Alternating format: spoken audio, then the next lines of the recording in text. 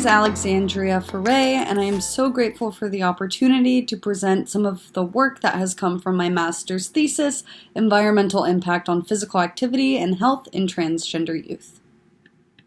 In this presentation, we will review the following, concluding in a discussion, but first I want to share this short clip with you.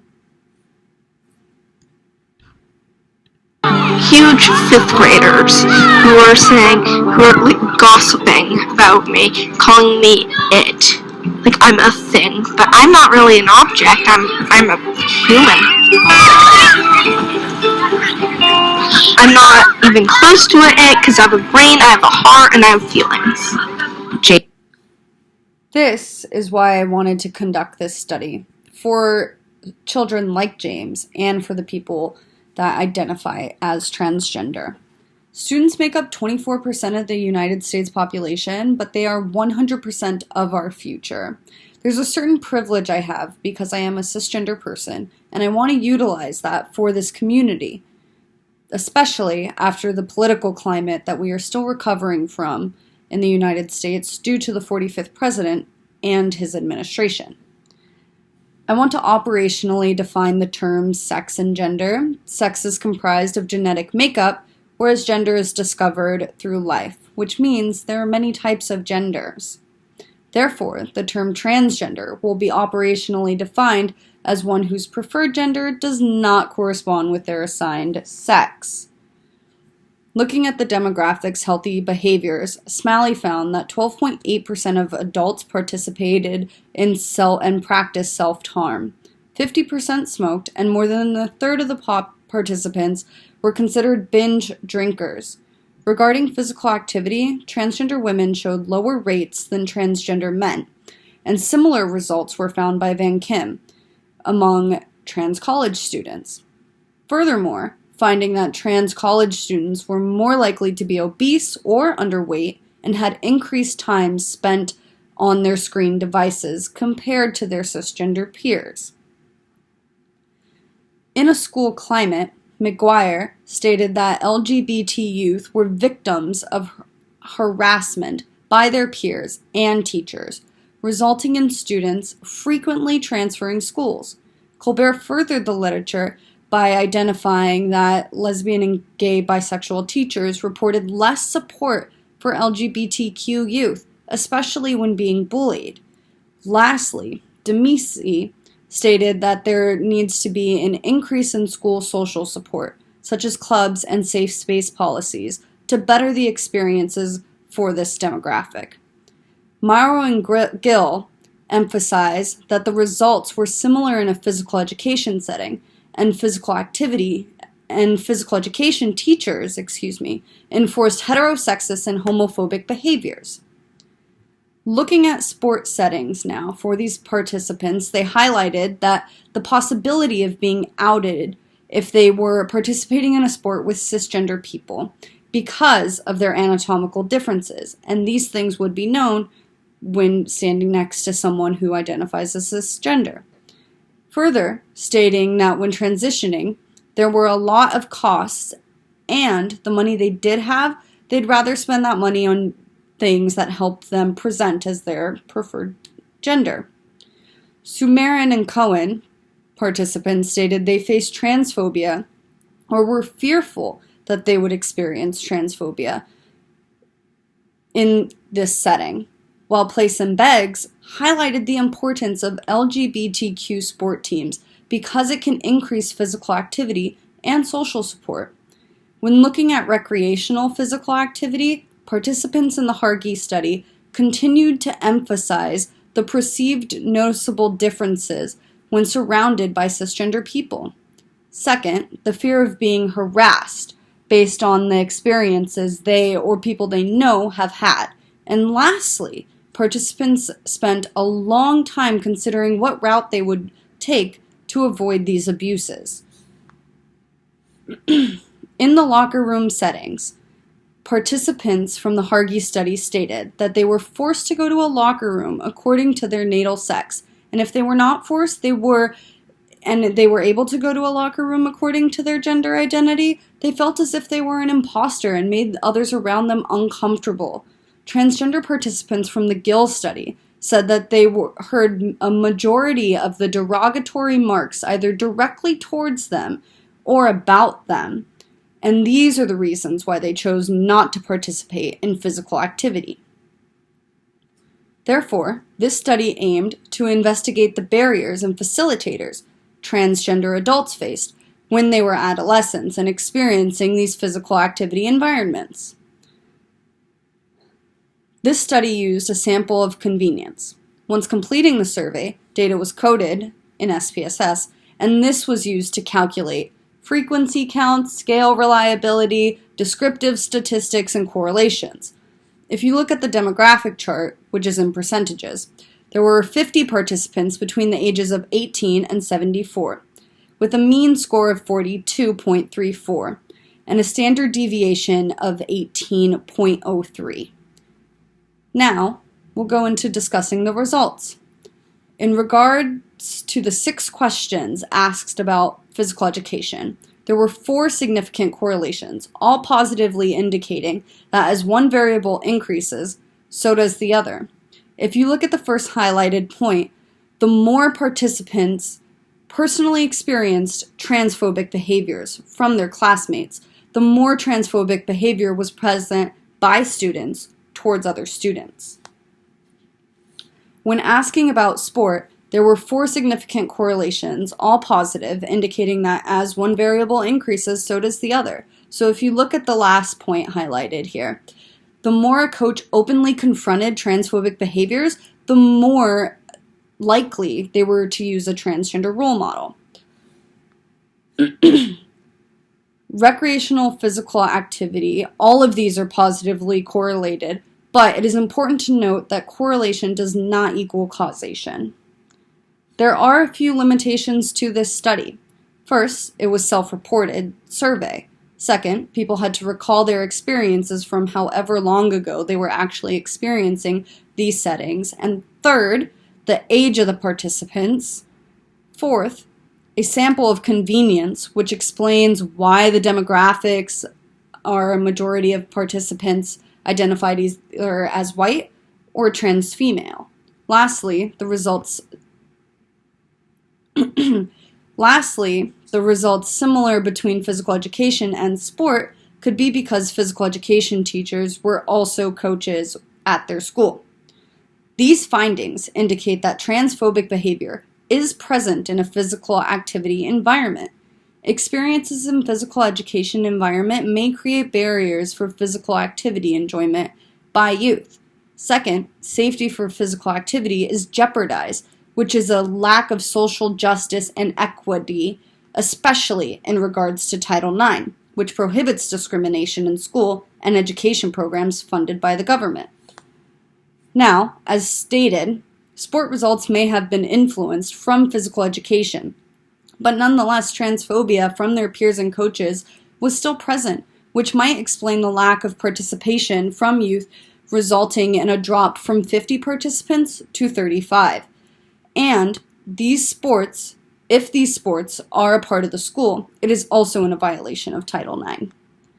Lastly, spaces outside of the school setting, such as recreational physical activity environments, cause barriers which are created by a lack of safety, body acceptance, and a fear of being bullied by adults within those settings. More research is increasing in regards to this population.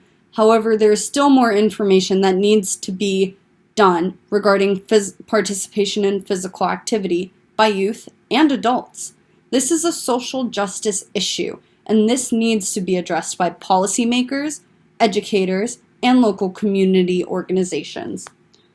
TransClinique is a telemedicine company that launched less than a year ago in the United States. My role here is to help transgender clients engage in physical activity from the safety of their home.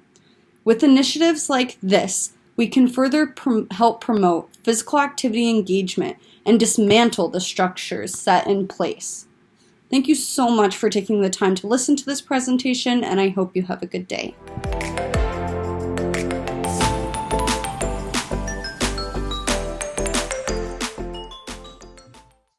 Olá, gente, tudo bem? Hoje eu vou contar um pouco para vocês da minha experiência com estudos feministas e também trabalhando com jovens de origem refugiada. Eu estou trabalhando na Austrália, né, na Victoria University, é uma universidade em Melbourne, e Melbourne é bastante conhecida por receber, né, pessoas de origem refugiada, e eu que no Brasil, né, sempre trabalhei com jovens residentes em áreas de vulnerabilidade social, eu na Austrália começo a trabalhar com jovens de origem refugiada, e aí nesses 20 minutos agora eu queria dividir um pouco dessa experiência com vocês. Bom, um projeto que a gente tem trabalhado junto desde 2019 chama, né, como vocês podem ver, chama Youth Change Makers, que significa os jovens, né, como pessoas ou atores de mudança, aqueles que realmente, né, no sentido de que eles possam ser esses protagonistas, né, no processo de pensar os programas de esporte que eles trabalham. Então, como eu comentei com vocês, a gente tem trabalhado com esses jovens desde 2019, né, e em termos de metodológicos, né, a gente diz que é pesquisação, né, participante, né, ou Youth Participatory Action Research, que seria uma pesquisação participante com o jovem, né? Então, o que é a pesquisação? É essa pesquisa em que o jovem, né, ou os participantes da pesquisa, eles são considerados coparticipantes. Então, eles ajudam desde do desenho da pesquisa, até as próprias ações, o caminho da pesquisa é trilhado, basicamente, com a voz, né, ou é guiado por essa coparticipação, né, desses coparticipantes da pesquisa. Então, eu tive a honra, em 2019, de conhecer um grupo chamado Football Empowerment, que pelo nome vocês já devem perceber que há uma, né, com certeza, uma concepção de ativismo neles. E aí eu, né, na primeira reunião com o Engano, que é o treinador, né, o treinador do grupo feminino, eu percebi que ali era o espaço em que eu precisava para aprender, né, e para a gente compartilhar experiências, né? Então, desde 2019, eu tenho trabalhado com esse grupo, o Engano e o grupo das meninas, constituíram uma das pesquisas que a gente fez, que eu vou contar para vocês um pouco dos resultados, e também os treinadores e o projeto como um todo constituíram um outro espaço de pesquisa em que a gente também tem publicado, né? E a gente continua trabalhando junto, então eu vou falar um pouco também para vocês de como que eu vejo, né, o que a gente tem feito como possibilidades de futuro. Primeiro artigo que eu quero compartilhar com vocês, e eu pedi também, né, para o Serginho passar, né, o link dos artigos e disponibilizar, se vocês quiserem ler mais, chama, né, Towards a Culturally Relevant Sport Pedagogy, e a gente fala basicamente, né, dessa pedagogia esportiva culturalmente relevante, e essa não é uma concepção, né, minha. Pedagogia culturalmente relevante é uma das linhas de pesquisa de uma autora feminista que eu adoro, né, que é a Glória Ladson-Billings. A Glória tem aí muitos anos de pesquisa, né? É uma autora negra feminista que tem toda a linha de pesquisa pautada em estudar professores negros que trabalham com comunidades de crianças que também são negras, né? E uma das coisas mais lindas do trabalho da Glória é mostrar como isso pode ser poderoso, como isso o que transparece, né, dessa pedagogia é algo único, né? Particularmente com os treinadores, né, essa primeira pesquisa que a gente fez, nós entrevistamos os treinadores e eu fiquei por 6 meses também jogando, né? Eu jogo futsal, né? E eu fiquei jogando, né, com eles, participando, fazendo tipo uma etnografia, onde a gente procurou entender quais são as lições que a gente pode aprender, né, nesse espaço, nesse programa. E uma coisa única desse programa é que foi um programa construído pautado, né, nessa concepção de o que a gente pode fazer para jovens que são jovens como nós, né? O programa ele nasce com as nossas famosas peladas, né? Então esses jogos em que eles faziam em praças públicas, e esses jovens, né, há uns 10 anos atrás, decidem por que a gente não cria uma coisa para a nossa comunidade. Então, o que eu adoro nesse programa, e foi um dos resultados que a gente encontra, né, vem, né, essa pedagogia culturalmente relevante, vem muito desse programa ser um programa de baixo para cima, né? Ele cresce, ele nasce a partir dos próprios jovens de origem refugiada que querem fazer algo para a comunidade deles, de jovens de origem refugiada também.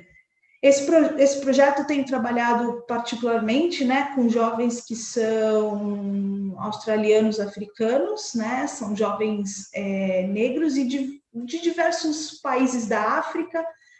Uma das coisas que eu aprendi é o quão a África é rica de diferentes, né, culturas, rituais, e os países eles se diferem muito, né, em língua, então eu tenho aprendido cada vez mais o quanto a África é plural e maravilhosa.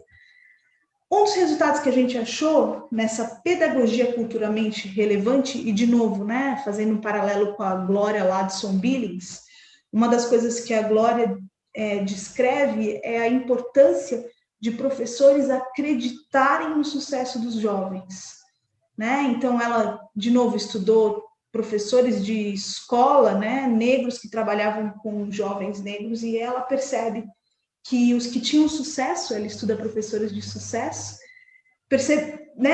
ela percebe a importância de acreditar nesses jovens. E uma das coisas que a gente encontra, né, totalmente linkado com essa pesquisa da Glória, foi esse resultado, né? Então, nós somos, né, barrier breakers, nós somos aqueles que quebramos as barreiras, né? Esse foi um dos primeiros resultados. Então, como é que esses treinadores, eles davam suporte para o sucesso, né, desses jovens no futebol, claro, mas também em outros espaços, né? Então, eles, por exemplo, os jovens destacavam como os treinadores ajudavam em questões de trabalho, né, na escola. Então, é um projeto que busca quebrar barreiras, não só financeiras, porque participar de um clube de futebol na Austrália é caro, e como organização não governamental, o Football Empowerment, eles têm essa possibilidade de oferecer, né, de graça, mas, além disso, ainda a possibilidade de linkar esses jovens com outros espaços sociais importantes. Então, esse foi dos primeiros resultados. O segundo resultado que a gente encontrou, e de novo ligado também com as concepções da Glória Ladson Billings, é a ideia de que nós somos uma família, né? Essa ideia de sentimento de pertencimento, de comunidade, né? E a gente percebe que esse foi um outro resultado que surgiu. Então, como é que a gente cria essa família ou essa comunidade em que o objetivo é melhorar a nossa própria comunidade, né? Então, de trabalhar com essa competência cultural, essa sensibilidade, esse ambiente seguro, aonde eu trabalho com, no caso deles, uma cultura australiana, africana, e é essa cultura em que, né, essas culturas em que eu estou envolvido e junto com eles trabalhando, né? Como eu comentei, esse projeto surge de uma pelada, né, o Kicking Around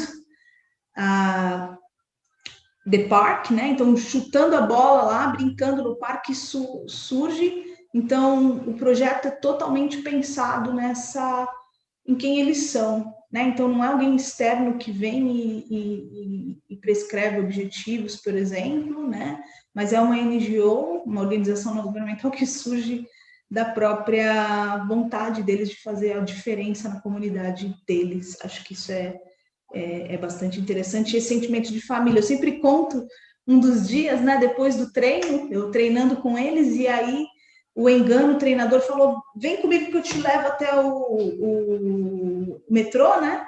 E aí eu entro no carro do Engano e começa a entrar criança no banco de trás. Começa a entrar criança, e aí ele me explica, né? Ele fala, a gente leva todo mundo embora, todo mundo mora perto, né, da gente, e a gente sempre faz questão de levar todo mundo, né, para casa, nesse sentimento, né, eu me senti bastante nesse espaço familiar em que eles me permitiram entrar ali por alguns instantes, né.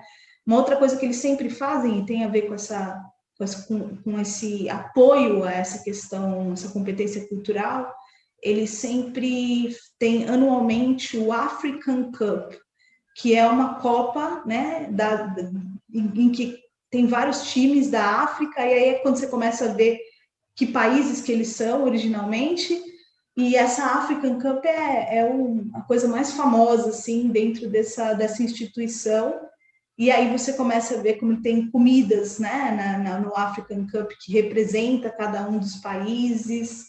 Enfim, há uma valorização intensa dessa cultura ou dessas culturas em que eles participam. O último resultado que surge nessa primeira pesquisa, né, e que também reflete essa ideia de uma pedagogia culturalmente relevante, são esses espaços para os jovens se conscientizarem das injustiças sociais em que eles vivem, né? E isso foi uma coisa muito importante na fala dos treinadores e durante as entrevistas, e também o que eu observei em loco, né, durante uma primeira fase etnográfica, como eu contei para vocês, jogando lá, né? Então, um dia eu cheguei para jogar, estava jogando, e aí um dos treinadores chegou vestido de terno e gravata, né? E esse treinador, eu percebi a entrada dele de terno e gravata, e todo mundo, né, olha, tá de terno e gravata, brincaram com ele. E aí ele começa a apitar o jogo, ele começa na posição dele de treinador, de terno e gravata, né? E aí eu fui conversar com um outro treinador, né? E o outro treinador me explicou, né? Falou, olha, esse treinador agora, né, é advogado, e a gente faz questão que ele fique de terno e gravata aqui no treino, para mostrar para esses jovens que há espaços para que mais, né, jovens de origem australiana, africana, se tornem, né, advogados, né? E eu achei aquilo bastante impactante, isso veio muito na fala deles, né? Então, em síntese, né, na Austrália, a gente, e não só na Austrália, mas em diversos países, a gente tem, né, essa ideia da supremacia branca, né? E uma das coisas que na Austrália acontece é que existem menos, né, pessoas negras do que nós temos, por exemplo, no Brasil ou nos Estados Unidos. E historicamente, né, essas pessoas que vêm da África, né, principalmente nessa condição de serem refugiadas, elas, principalmente na mídia, elas sofrem, né, um racismo bastante grande, bastante intenso. Então, as gangues africanas australianas são, né, em todo momento destacada na mídia. Então, esse discurso, que é um discurso racista, né, é algo que eles o tempo todo trabalham com esses jovens, né? Então, há ali um espaço para nomear, criticar e transformar essas injustiças sociais, né? E muito, de novo, né, totalmente linkado com a teoria da Gloria Ladson-Billings, né? Então, esses treinadores que foram jogadores de futebol, que foram, né, jovens africanos australianos de origem refugiada, eles conseguem, de uma maneira muito única, trabalhar com essa conscientização desses jovens de origem similar, né? Foi algo muito interessante que eu pude ver nesse estudo. Um outro estudo que a gente fez com esse mesmo grupo, e de novo, pautada em autores feministas como fundamentação teórica, foi esse segundo estudo, né? E também como eu falei para vocês, com jovens de origem refugiada. Foi esse segundo estudo, né? O segundo estudo, o nome é Stopping Mocking, Start Respecting. Então, para de zoar, e vamos começar a respeitar. Seria mais ou menos, né, essa tradução para o português. E nesse estudo especificamente, eu falo da minha experiência usando pesquisação participante, que é a minha linha de pesquisa principal, né? Então, eu fico lá um tempo fazendo uma etnografia, entrevistando os treinadores, jogando com eles, né? Estabelecendo relações, e aí, nos outros 6 meses, eu começo a desenvolver uma pesquisação, particularmente com as meninas, né? As jovens mulheres desse grupo. Metodologicamente, a gente usou, né, múltiplas fontes de dados, né? Então, eu trabalhei com muita nota de campo, que eu já estava trabalhando na fase anterior, mas aqui eu também vou e gravo, né, as reuniões com as meninas. Então, a gente tinha reuniões de 15, 20 minutos antes do treino delas, então eu gravo também essas reuniões. A gente tem grupos focais com elas também, onde a gente vai tentar entender esse processo, né? E todo o material produzido, né? A gente usou também a Photo Voice como um importante recurso metodológico. Vocês podem ver toda a parte metodológica no artigo em mais detalhes, né? Mas a Photo Voice foi uma coisa que funcionou muito bem. Então, tira a foto e aí a gente discute, cria, né, as legendas para as fotos e vamos agora em grupos discutir a representação dessas fotos. E foi onde a gente teve assim uma qualidade de dados bem interessante. Bom, o que surge dessa pesquisação? Primeira coisa foi o quão rico foi entender o quanto o programa era importante para essas meninas, né? Então, a gente passou aí dos 6 meses, pelo menos 2 meses, discutindo quais eram os benefícios do programa para as meninas. E eu sempre trabalhei com pesquisação e eu confesso que eu nunca havia trabalhado com um grupo em que houvesse tanta essa necessidade de entender esse sentido do esporte e representar esse sentido do esporte. E foi aí que a Photo Voice entrou muito forte, né? Então, eu achei que a Photo Voice nos levaria para entender, por exemplo, as barreiras que elas enfrentavam no esporte, né, no programa de esporte e no esporte fora do programa também.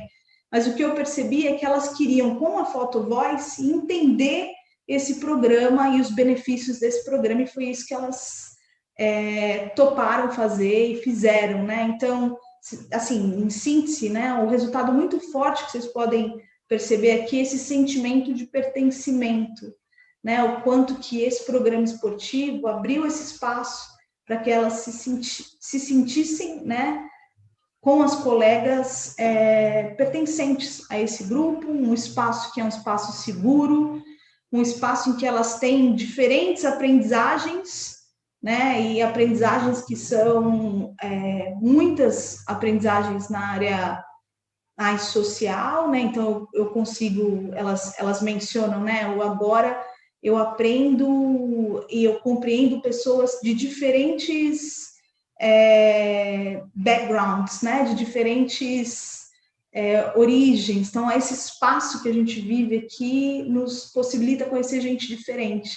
E diferente para elas era, mesmo né, sendo um programa de maioria africana-australiana, haviam muitas diferenças, como eu falei anteriormente para vocês. Então, elas começam a entender essas diferenças e elas conseguem comunicar todos esses processos, né? Um outro resultado que a gente encontrou nesse estudo é quais eram as barreiras que elas enfrentavam, né? E particularmente nesse grupo, a ideia da falta de representatividade das mulheres foi algo muito intenso, né? E vocês podem ver toda a descrição nos artigos, mas quando eu pergunto para elas assim, né, desenha para mim e escreve como é que seria o melhor treinador do mundo para vocês. E aí vocês podem perceber na figura que é uma menina, né, é uma mulher, a treinadora é uma mulher. E isso, né, na discussão com elas trazem isso o tempo todo. Então, a falta de representatividade das mulheres no programa.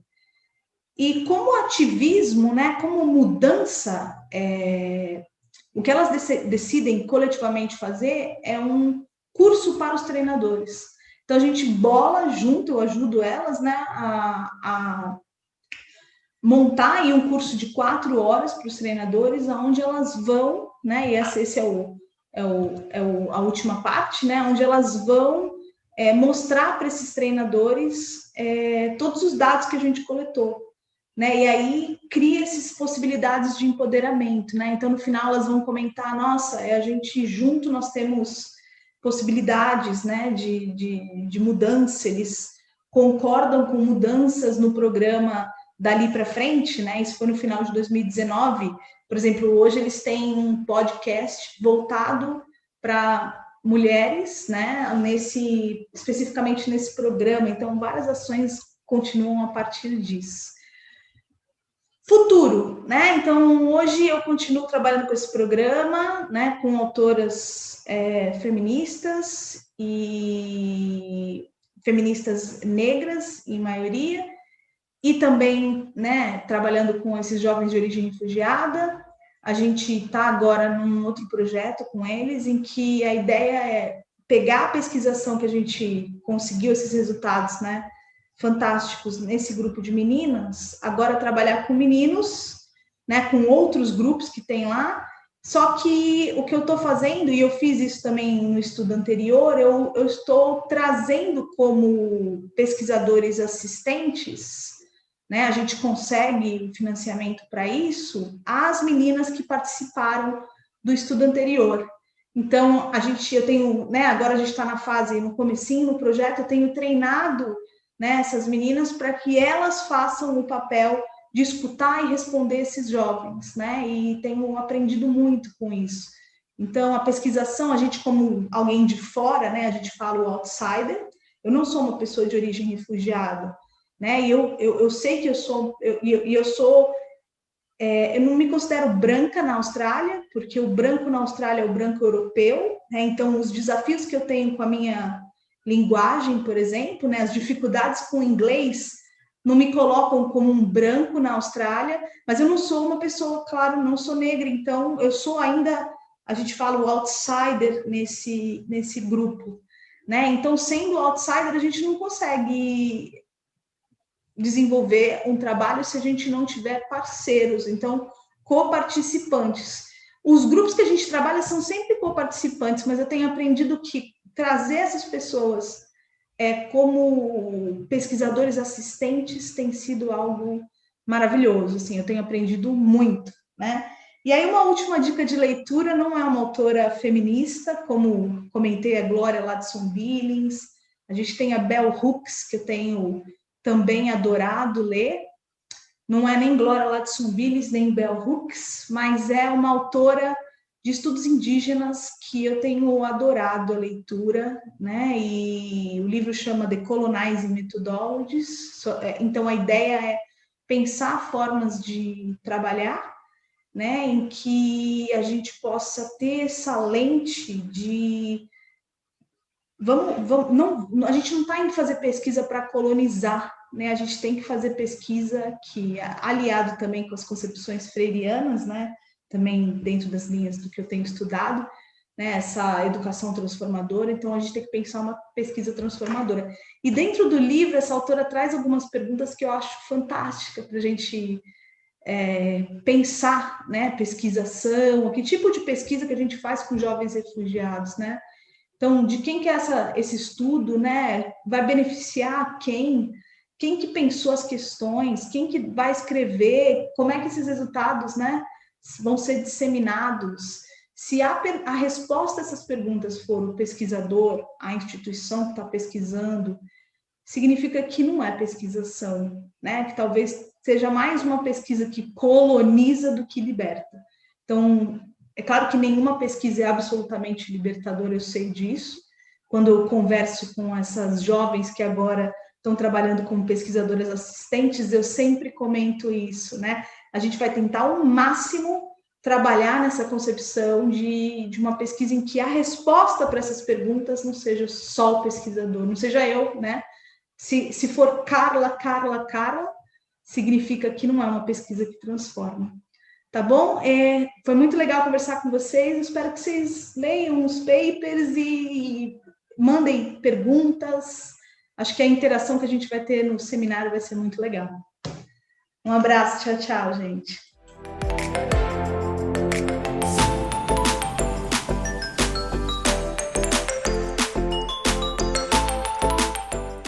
Olá, bom dia, boa tarde, boa noite a todas, todos e todes que nos acompanham nesse momento.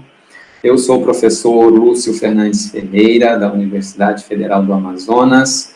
Estou trajando uma camisa polo da cor azul, com detalhes de listas brancas na gola, tem um logotipo à esquerda do peito, sou calvo, estou com a barba feita, e o plano de fundo é azul.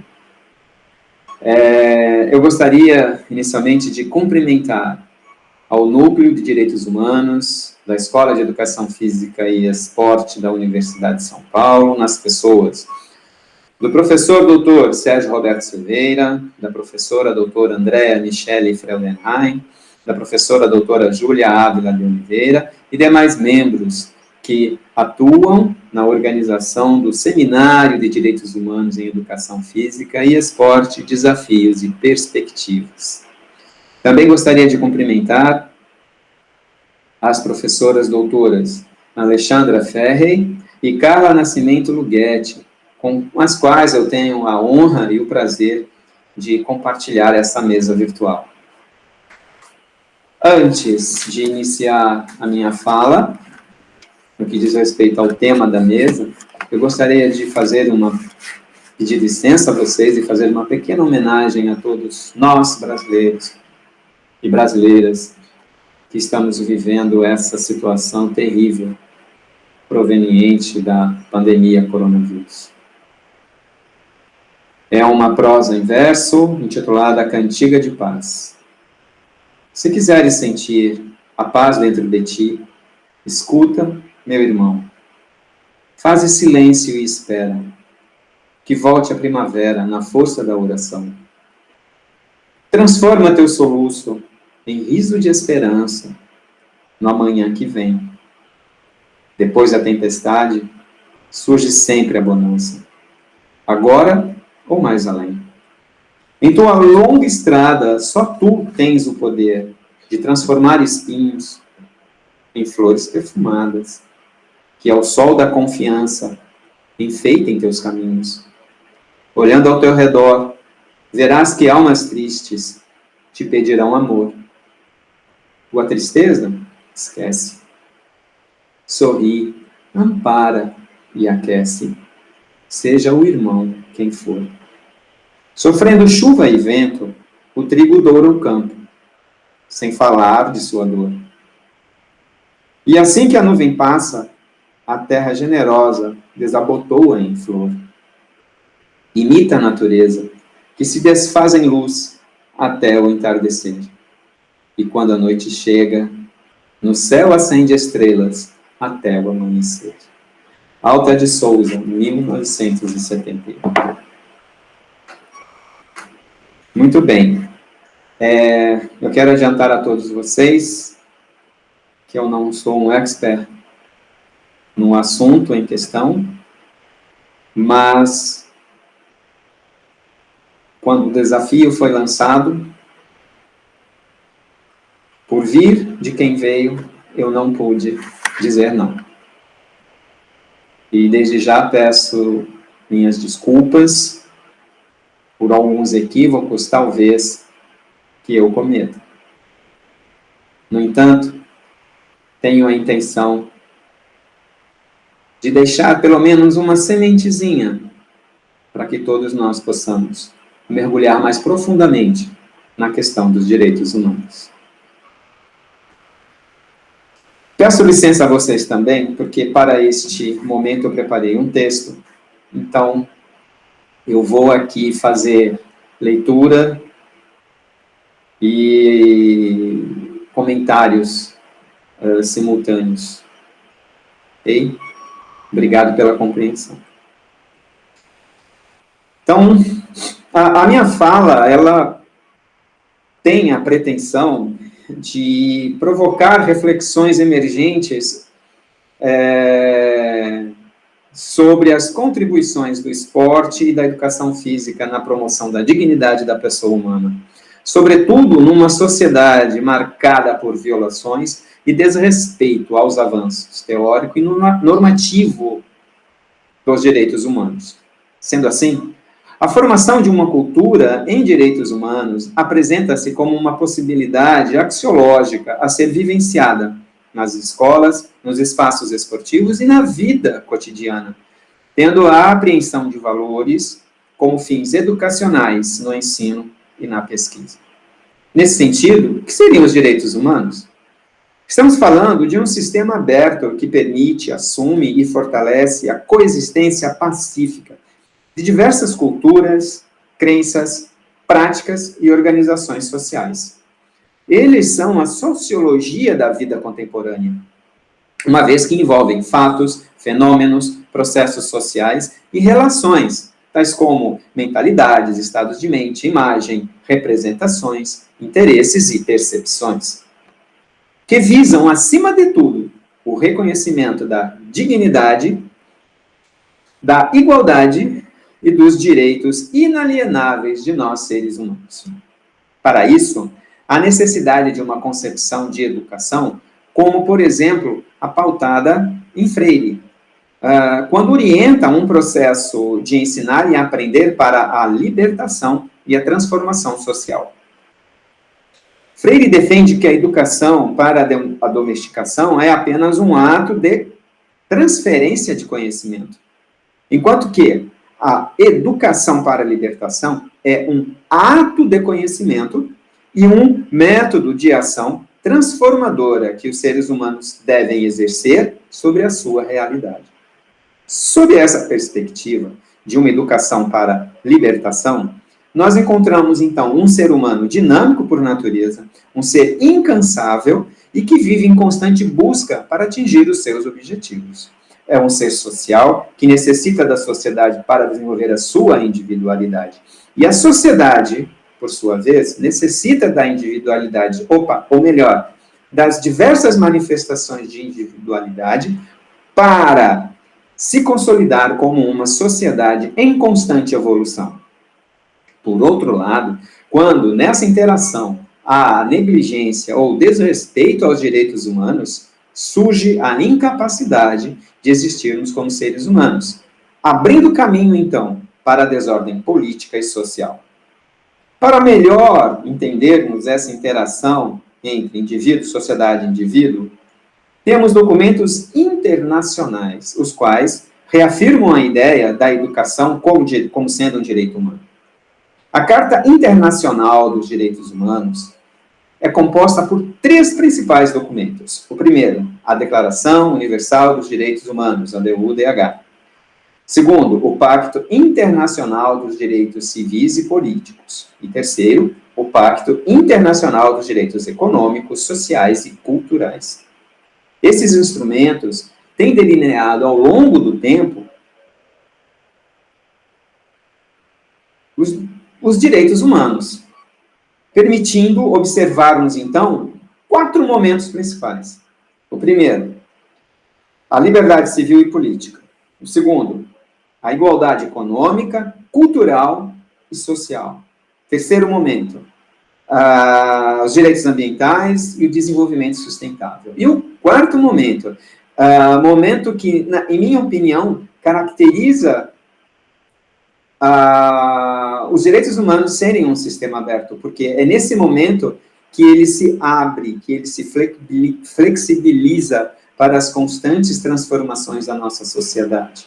Né? E é nesse momento que eu tomo a liberdade de inserir o esporte e a educação física. Nessa mesma linha, então agora nós vamos destacar o esporte, que tem forte relação com a educação, com o desenvolvimento e com a inclusão social. Tanto é que organizações como a Organização das Nações Unidas, o Conselho Europeu, entre outros, acreditam ao esporte papel-chave na promoção dos direitos fundamentais das pessoas como seres humanos e cidadãos. Dito de outra forma, o esporte, ele tem papel protagonista, tanto em relação aos direitos humanos, quanto à dignidade humana. É preciso reafirmar que a sua vivência pode ser compreendida como um fenômeno resultante do movimento humano.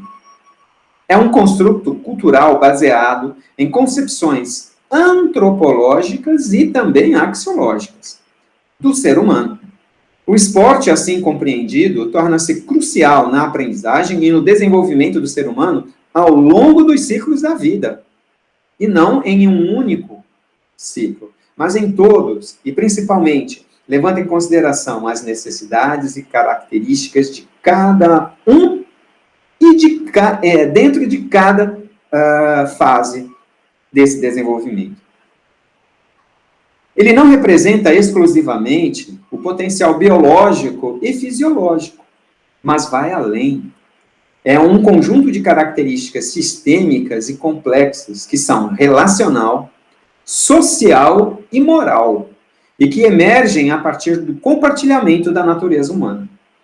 No mundo moderno, o significado do esporte está baseado na concordância de sua incondicional importância para as pessoas, o Estado e a sociedade. Eu vou repetir. Incondicional importância para as pessoas, para o Estado e para a sociedade. Pelo prisma humanístico, o ator principal é o próprio ser humano.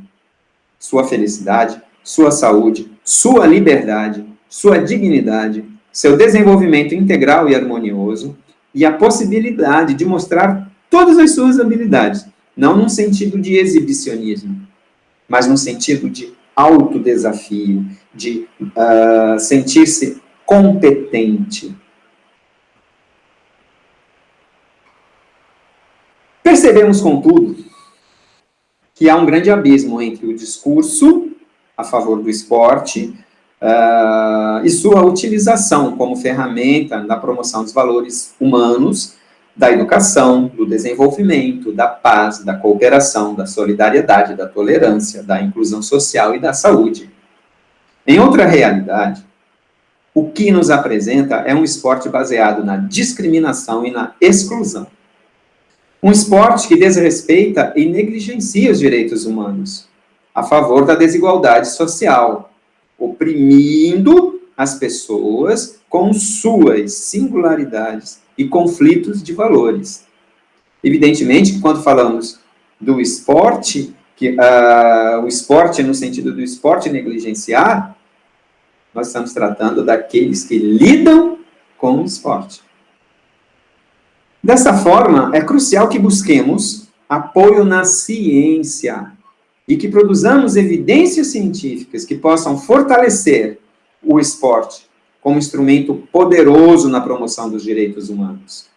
E como toda pesquisa inicia-se por uma pergunta, e aqui vai agora, vamos lançar as nossas perspectivas relacionadas ao esporte e direitos humanos, lembrando que estas questões aqui colocadas talvez não sejam as melhores, mas pretendem ser o início na busca dessa aproximação entre esporte e os direitos humanos em termos de evidência. Primeira pergunta. O esporte expressa verdadeiramente a dignidade humana? O esporte é tratado como um direito humano? Terceira, o esporte promove a inclusão social? Quarto, como tornar o esporte uma prática inclusiva? Quinta pergunta, é possível, por meio do esporte, desenvolver valores de solidariedade, de cooperação e éticos morais? E sexta pergunta, a prática do esporte promove a aprendizagem e desenvolvimento de habilidades ao longo da vida? Talvez essas não sejam as melhores perguntas, como eu já disse. Mas aqui vai o desafio de iniciarmos a buscarmos pelas respostas, pautados, evidentemente, na ciência. Discutir sobre o esporte nos remete a um outro contexto, o contexto escolar. Onde esse patrimônio imaterial de nossa sociedade deve constar tanto dos conteúdos das aulas de educação física escolar, quanto das atividades extras, estas desenvolvidas na forma de projetos esportivos. Vivências e aprendizagens que devem consolidar hábitos saudáveis para todo o nosso ciclo de vida, novamente, para todo o nosso ciclo de vida, e não apenas um. Mas, todo esse nosso, essa vivência ao longo das fases que compõem o desenvolvimento. E que local melhor teríamos para iniciar nossas atividades laboratoriais para a transformação do esporte? Não seriam os jogos escolares, locais, regionais e nacionais verdadeiros laboratórios para fomentar a transformação do esporte? Transformações essas baseadas na educação dos direitos humanos? É nesse sentido que eu defendo que as escolas públicas e particulares têm papel crucial nessa questão. O contexto escolar, ele não é apenas produtor e reprodutor do conhecimento, mas é o locus onde esse saber aparece sistematizado e codificado. Este é um espaço social privilegiado, onde a ação pedagógica, a prática e a vivência de direitos humanos é definida. Afinal, é um microcosmos na nossa sociedade. Nas sociedades contemporâneas, o contexto escolar é espaço de estruturação, de concepção de mundo e da consciência social, da circulação e consolidação de valores, da promoção da diversidade cultural, da formação para a cidadania, de constituição dos sujeitos sociais e de desenvolvimento de práticas pedagógicas. Aqui eu abro um parêntese e chamo a atenção para que todos vocês e todos nós possamos conhecer melhor e mais a fundo o Plano Nacional de Educação em Direitos Humanos. É um documento importantíssimo.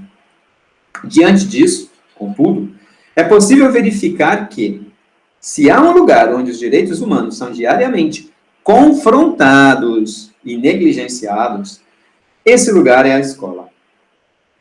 E apesar dos inúmeros documentos a favor dos direitos humanos e do constante aumento do número de movimentos em prol desses direitos, existe uma classe de pessoas cujos direitos humanos no esporte e na educação física não têm recebido a mesma atenção que as demais classes. Eu me reporto às crianças e adolescentes.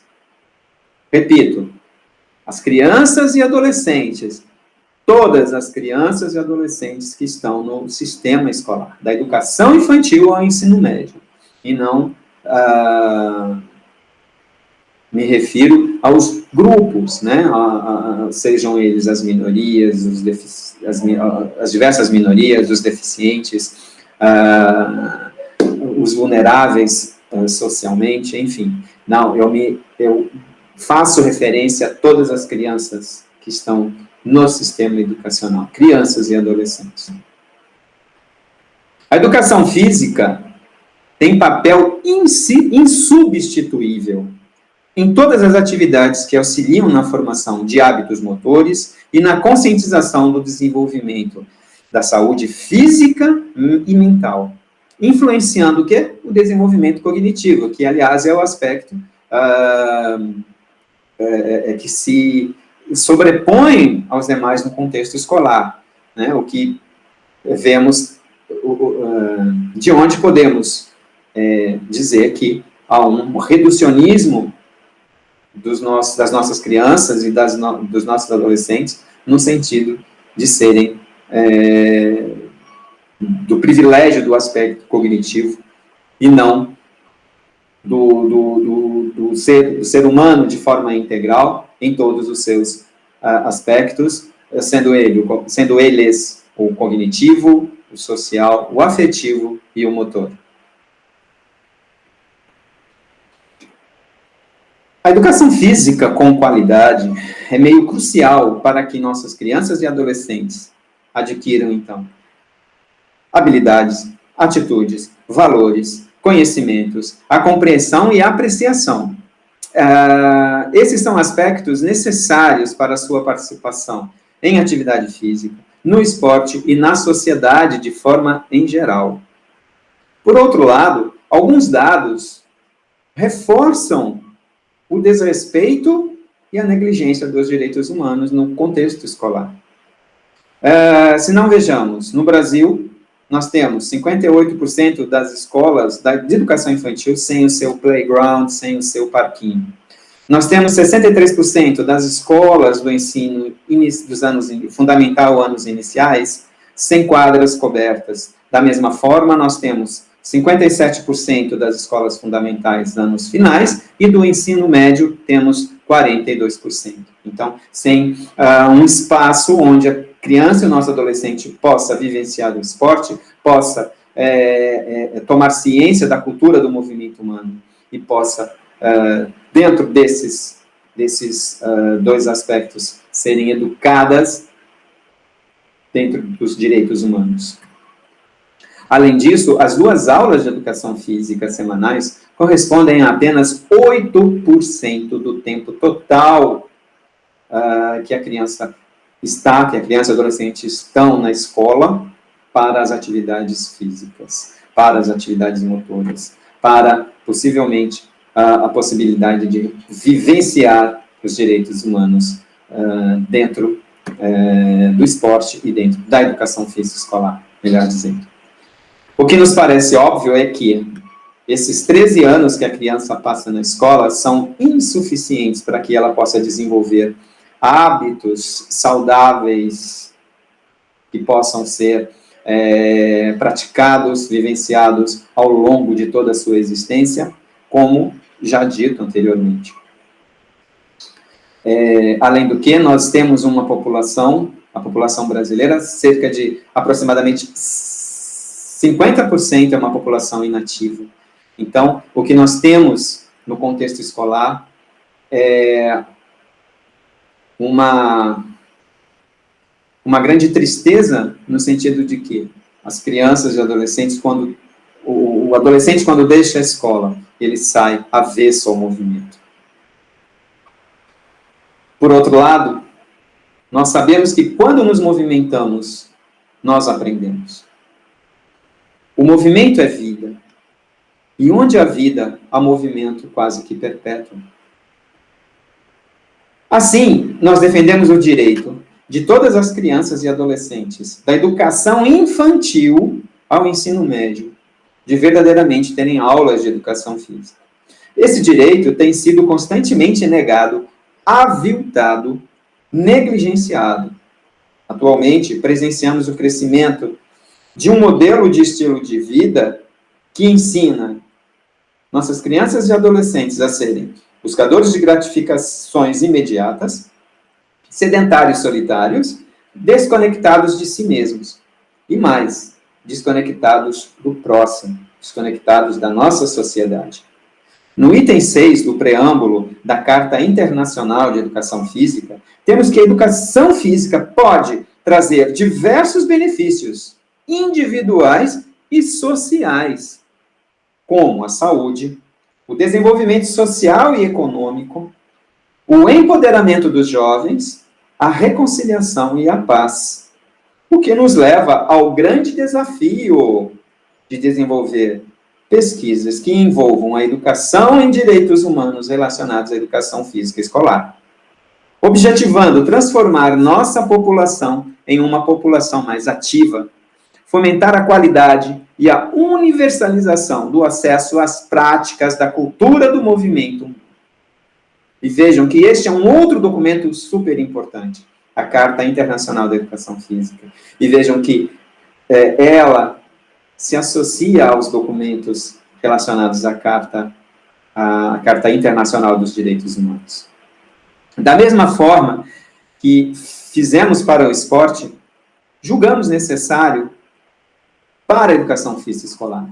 Isto significa buscar as evidências. Nós precisamos de produzir essas evidências científicas, a fim de, também na educação física escolar, diminuir esse abismo que existe entre o discurso e a prática de direitos humanos. Questões como essas. A educação física escolar é campo fértil para o desenvolvimento da educação em direitos humanos? A educação física escolar promove a participação igualitária de deficientes, grupos vulneráveis e outras minorias? A educação física escolar contribui para o empoderamento dos adolescentes, em especial as do sexo feminino? A educação física escolar fomenta valores de solidariedade, de cooperação e éticos morais? Lembrando, prezados e prezadas, talvez essas não sejam as melhores questões, mas são questões que eu coloco aqui como, nesse momento, e perspectivando essa questão como possivelmente iniciadoras desse processo de aproximação entre o discurso e a prática dos direitos humanos. E como estamos falando em buscar evidências científicas, nada mais justo do que apresentar aqui a hierarquia da evidência, que é uma proposta elaborada por Cook e Evans, com base em aspectos do método científico, que, com base na força estatística, vão conferir menor ou maior grau de evidência científica ao estudo, à pesquisa. Então, numa escala, né, onde nós temos 6 níveis, do menor para o maior, nós vamos ter, no nível 6, relato de casos e experiências educacionais. No nível 5, vamos ter caso-controle. No nível 4, vamos ter os estudos de coorte controlado. No nível 3, vamos ter os estudos de ensaios educacionais não randomizados. No nível 2, ensaios educacionais randomizados. E no primeiro nível, os estudos de revisão sistemática e meta-análise. Enfim. Concluo, queridos e queridas, que o grande desafio frente aos direitos humanos está na transformação do esporte e da educação física escolar. De forma que os valores humanísticos, éticos, morais, educacionais e de saúde sobreponham-se aos atuais. E como perspectivas, temos a busca por evidências científicas que possam viabilizar o enfrentamento do desafio posto. Pela atenção, obrigado, que Deus abençoe a todos vocês.